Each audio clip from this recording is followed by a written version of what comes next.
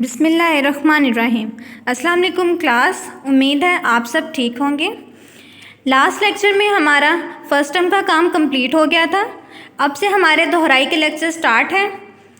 उम्मीद है आप इन्हें अच्छी तरह से समझेंगे। आज हम स्टार्ट कर रहे हैं दोहराई लेक्चर नंबर 1, जिसमें हम दोहराई करेंगे मज़मून, कहानी, ख़त और दरख्वास्त की। चलें क्लास, सबसे पहले मज़मून को देखते हैं। फर्स्ट टर्म में हम लोगों ने 2 मज़मून किए थे, रसूल पाक सल्लल्लाहु अलैहि वसल्लम की सादगी और पाबंदी वक्त। रसूल पाक सल्लल्लाहु अलैहि वसल्लम की सादगी में हम लोगों ने नबी पाक सल्लल्लाहु अलैहि वसल्लम के बारे में पढ़ा था कि उन्होंने कितनी सादा ज़िंदगी गुजारी।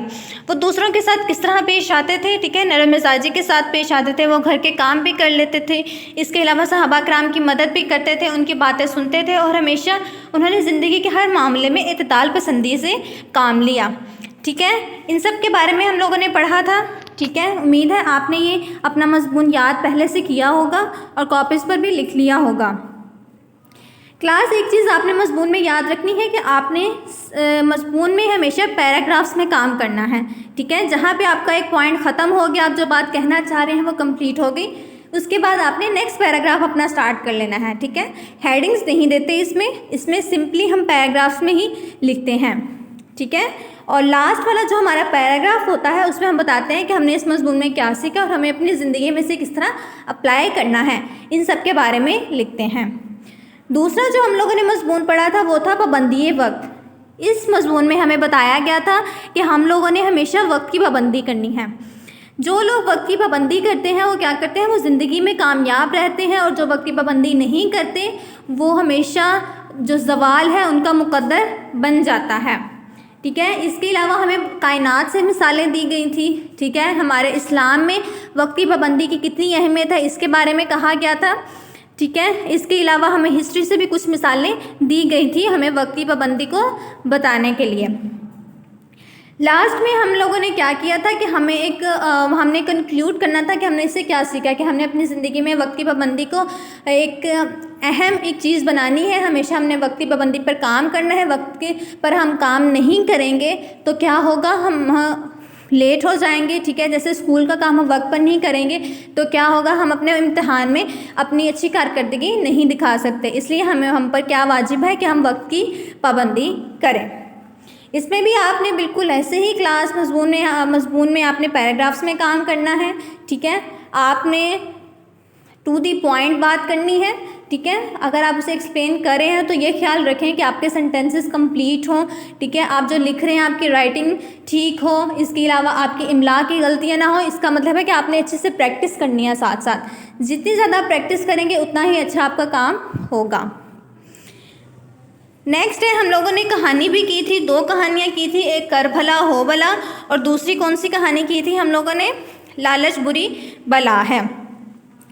कर भला हो भला में हम लोगों ने एक फाख्ता और चूंटी की कहानी, ठीक है, पढ़ी थी। फाख्ता और चूंटी की कहानी पढ़ी थी कि पहले फाख्ता ने चूंटी को बचाया था पानी में गिरने से और उसके बाद चूंटी ने फाख्ता की मदद की थी। मतलब कि अगर हम अच्छा करेंगे तो बाद में हमारे साथ भी अच्छा होगा। ठीक है, जैसे इस कहानी के हम ये भी मजबून कर सकते हैं, जो उसका नतीजा ये भी निकाल सकते हैं कि एहसान का बदला एहसान, कर भला हो भला, ठीक है, नेकी का बदला नेकी होता है। ये ठीक है, ये सारे इसके नतीजे थे। दूसरी जो हमारी कहानी थी वो थी लालच बुरी बला है। कि एक आदमी था, उसके मकान की छत गिर रही थी तो उस पर घास फूस बिछा रहा था, तो एक अमीर सखी का वहाँ से गुजर दिया तो उसको कुछ पैसे देता है कि ठीक है कि अपनी छत बनवा लेना। लेकिन वो फिर कुछ जब वो देकर चले जाता है अमीर आदमी पैसे, तो वो गरीब आदमी सोचता है कि क्यों ना मैं उससे थोड़ा ज़्यादा मांग लेता। ठीक है, ज़्यादा पैसे मांगता तो वो तो मुझे दे देता उतने पैसे भी। तो वो उसके घर जाता है, वो उससे ज़्यादा पैसे मांगता है। तो सखी क्या अमीर क्या कहता है कि मेरे पास इतनी ही सकत है कि मैं तुम्हें इतने पैसे दे सकता, ठीक है, इससे ज़्यादा मेरे पास नहीं है, मैं नहीं दे सकता।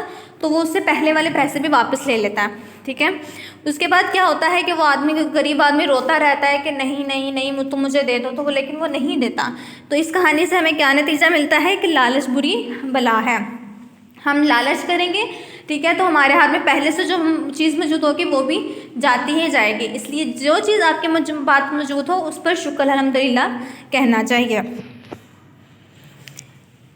नेक्स्ट हमने ख़त किया था, एक ख़त था हमारा फर्स्ट टर्म में वालिदा के नाम बीमार पुरसी के लिए। इसमें हमने वालिदा के नाम में ख़त लिखा था कि उनकी तबीयत पूछने के लिए, ठीक है, कि उनकी तबीयत कैसी है। उन्हें कुछ देर पहले ब्लड प्रेशर का मसला हुआ था, ठीक है, तो उसी के बारे में पूछा गया था कि अब उनकी तबीयत कैसी है, डॉक्टर को दिखाएं और वक्त पर अपनी अद्वियात लें। क्लास देखते हैं कि हमारा ख़त का पैटर्न क्या है। कि सबसे पहले आपने लिखना है इम्तिहानी मरकज़, ठीक है, उसके ठीक है, इम्तिहानी मरकज़ लिखने के बाद आपने दूसरी लाइन पर आ जाना है। बिल्कुल दाएं जानिब भी आपने लाइन पे लिखना है, तारीख़ लिखनी है कि जिस दिन आप ख़त लिख रहे हैं।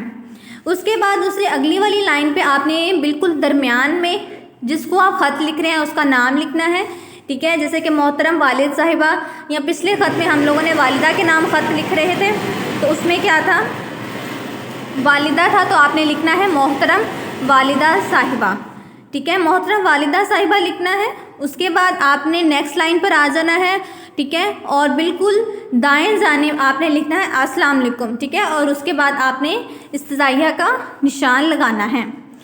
जहाँ से आपका अस्सलाम वालेकुम ख़त्म हो रहा है उसके बिल्कुल नीचे वाली लाइन से आपने ख़त की बॉडी को स्टार्ट कर देना है, ठीक है, मतलब इसके बाद इसमें आपने लिखना है कि जो भी आप ख़त में कहना चाह रहे हैं वो सारा आपने इसके अंदर ही लिखना है।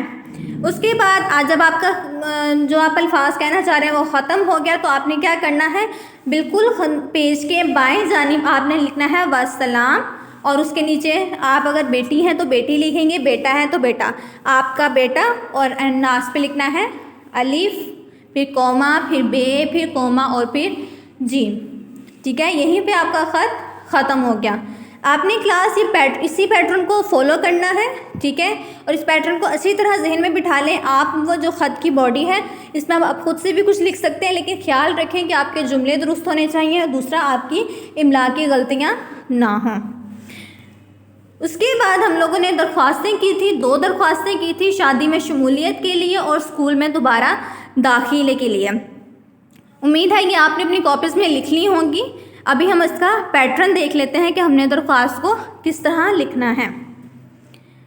देखिए, सबसे पहले आपने क्या करना है, सबसे ऊपर वाली लाइन पर लिखना है बाखिदमत जनाब principal Cantt Public High School और फिर कौमा लाहौर। ये आपने सबसे पहली लाइन पर, ठीक है, पेज के दाईं जानिब से स्टार्ट करना है। उसके बाद आपने उसके नीचे वाली दूसरी लाइन पर आना है और बिल्कुल दरमियान में लिखना है जनाबे आली, ठीक है, जनाबे आली लिखना है। और फिर उसके बाद उससे नीचे वाली लाइन के बिल्कुल शुरू से स्टार्ट करना है गुजारिश है कि, और उसके बाद आपने जिस बारे में आप एप्लीकेशन लिख रहे हैं, दरख्वास्त लिख रहे हैं, वो सारा हिस्सा बयान करना है।